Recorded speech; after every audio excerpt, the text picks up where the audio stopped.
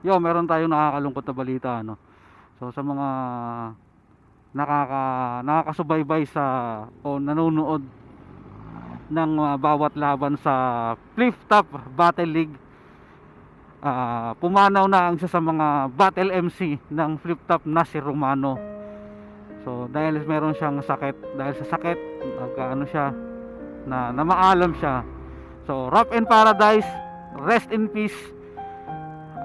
Rock and peace, Battle MC Romano. So nakikiramay tayo sa mga kaibigan at pamilya niya, no.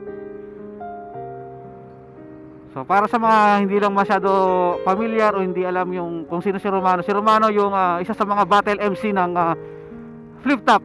Kalaban ko, si Raulong Buwang, yung Tornilyo, Maluwang. Ang pagpapakita ng magandang laban, ginagawa, hindi na sinasabi yan. At may bala ka bang mag-artista? Kaso sobrang tangayo. Pumunta nga to ng GMA para mag-audition sa Channel 2. Hindi mo naman kamukha si Pennywise doon, Abno. Alam mo sino kamukha mo? Kamukha mo si Shernan nung nag-costume ng McDo. Panalo na kayo, ungas. Basta all 3 rounds siyang ngipin mo, wag kung makikitang lalabas.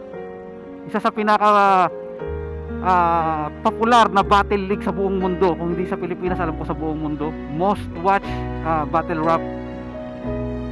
So kaya yun, nakikarami tayo kaya Romano. Nanonood tayo kasi ng Flip Top, taga-subaybay ako ng Flip Top. Marami akong nasubaybayan sa Flip Top. Minsan nag-judge din ako sa sarili ko. Para sa akin, nagiging judge ako sa isang battle. Para sa sarili ko lang, hindi sinasabi ko hinuhusgahan ko sino yung panalo, sino yung talo, no.